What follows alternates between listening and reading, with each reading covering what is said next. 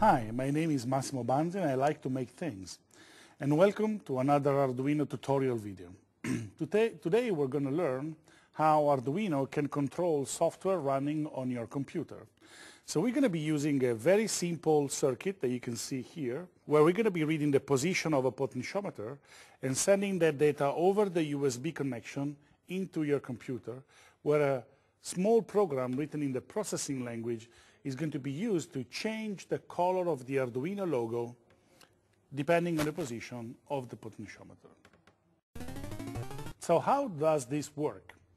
Well, if you notice, the Arduino has two chips. One main processor here, which is the one that executes the code that you program in the Arduino IDE, and this other smaller square chip that lets the Arduino processor communicate with the USB bus over to the computer.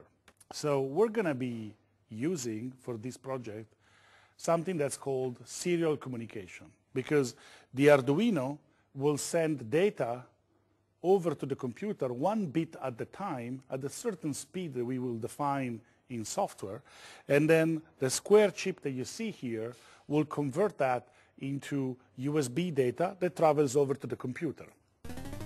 We have used serial communication in the past in order to visualize the data that comes from the Arduino board within the Arduino IDE. There is a button on the Arduino IDE called Serial Monitor. If you press that, a small window opens up, and then you can see all the data that comes from the Arduino board visualized scrolling down the small window. And then there is a little menu at the bottom that says normally 9600, and that's, for example, the speed of communication used by the Arduino to send the data. So the Arduino speed of sending and the Arduino speed and the Arduino IDE speed of receiving have to be the same in order to sort of keep the data readable. So in this case, we're going to be doing more with the data that comes into the computer. Instead of just visualizing it on the screen, we're going to be using another software to capture that data and use it to do something and control the software from the Arduino. To do this, we're going to be using the processing language. Processing is that was a major inspiration and one of the bases for developing Arduino. And it's a great way to learn how to program. You can download the processing IDE for free from the processing.org website. After you download it, you should install it according to the instruction you find on the website, and you should go through a couple of tutorials like the overview tutorial. After that, you can load the processing code into the processing IDE, and you can load the Arduino code into the Arduino IDE, and then transfer the program onto the Arduino board. And after the code is loaded, you will see that the TX LED will start to blink, signaling that the Arduino is sending data. So you can open the serial monitor, see the data scroll on the screen. After you see that, the Arduino part of the work is done. You can close the serial monitor. Then you switch over to the processing IDE. You press the button to start the code on the processing IDE. That will read the data coming from the Arduino from the serial port, and then you will use the number to change the background color of the Arduino logo. Now we should go through the code and see in detail how the two different applications work. Let's build the circuit first. So here you can see that we have a potentiometer plugged into the breadboard, and we have one wire going from the potentiometer to the analog input 0 in order to read the value coming from the potentiometer. Then we have two wires connected to the potentiometer going to the plus and minus rail on the breadboard. And then we have a red and black wire going from those two rails to the 5-volt and ground signals on the breadboard. So when I change the position of the potentiometer, a corresponding voltage is coming out of this wire and going into the analog input 0, And that data gets converted into a number that gets sent down to the USB cable over to the computer and then to the processing code. We'll start with the Arduino code. So here you see the code is very simple. In the setup function, we have a serial.begin command with 9600 as a parameter. So this opens up the serial communication between the Arduino and the computer at the speed of 9600 bits per second. Then, in the main loop, we read from the analog input 0 using analog read A0. The value that we read is between 0 and 1023, and we divide that by 4. This is because serial.write, which is the function that we are using to send the data over to the computer, only accepts bytes that have a value that goes between 0 and 255 as a maximum value. So by dividing the result of analog read by 4, we go from a value that goes between 0 and 1023 to a value that goes between 0 and 255. So serial write sends the data from the Arduino onto the cable over to the computer. After that, we have a delay of 33 milliseconds just to avoid overloading the serial communication with too much data that can actually create some problem on some slower computers. So once the data is reaching the computer, then we have to explore what the processing code is doing in order to read that data and visualize it. So switching over to the processing code, at the beginning we have this import statement that imports the library called processing.serial. This one is the twin library of our serial.begin sort of a serial library on Arduino. There is a corresponding serial library in processing that we are using to open the communication and read the data from the board. Then we have an object called serial that defines the serial port we want to use to communicate with Arduino. And then we define a p-image object called logo that will contain the logo image that we want to tweak. Finally, we have an integer value called bg color that starts off as 0 that defines the color of the background. So let's look at the setup function. At the beginning, we use color mode HSBC to define that the colors that we're going to specify later are using this HSBC convention. And you can read more about this in the processing documentation.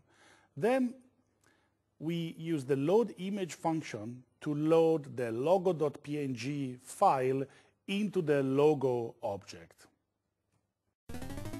Then the size function defines that the size of the processing output window is going to be the same as the size of the Arduino logo.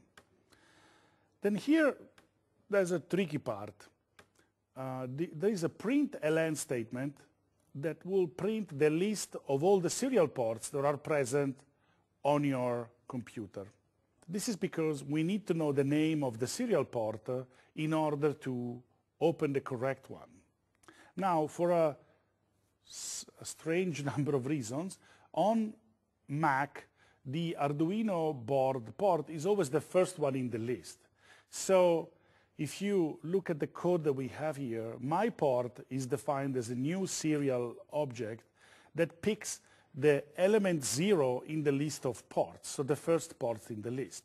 So on Mac and Linux, this generally just works out of the box, while on Windows, we get a list of COM1, COM5, COM3, COM19. The actual COM ports that you get on your computer change depending on your computer, where the Arduino is plugged in, and a number of other factors. So you will have to use the output of serial.list and what you see at the bottom of the screen on processing to determine which one is the port that you need to use. And then you change in your code, you change the 0 here that I am highlighting with the number of the port from the list that corresponds to your Arduino. After you're done that, the processing code is configured in order to talk to the Arduino, and we can then look at what happens in the loop. In the loop, we start off by setting the background to white by doing background 255. That sort of cleans the window at the beginning of each frame. Then there is an if statement that says, if my port.available more than 0, this basically is used by processing to check if that particular serial port has data that has come in recently that can be processed. If available returns a number that's larger than 0, there is data available that we can read. So we say BG color, which is the variable that defines the color of the background, equal myPort.read. So you can see now that by looking at the code side by side, on the Arduino side we have serial.write that sends the data, and then on the processing side we have myPort.read that read the same number into the BG color variable. After reading the value that comes from the Arduino into the BG color variable, we use println BG color to print the value contained inside BG color at the bottom of the processing IDE window. After that, we use this function called background, where we use the value of BG color to define the hue of the color that we're going to use behind the Arduino logo. And then finally, by saying image logo, 0, 0, we tell processing that we want to basically overlay the Arduino logo on top of everything else on the screen, starting from coordinate 0, 0, so the top left corner of the window. If I now run the processing code by pressing on the Run button, I get a small window, and you can see that at the moment the color of the logo is light blue, and there is 128 being printed at the bottom of the processing IDE. If I move the potentiometer, you can see that each value corresponds to a color. So 0 is red here, then it becomes orange, then 71 represents green, for example, and then we get to blue, and then to purple, and back to red. So we have seen that we are able to capture the value of a sensor here on the Arduino board, convert that into a number that gets sent over the USB connection to the computer, and then there's a piece of software on the computer that can capture that number and use it to control something that happens on your computer.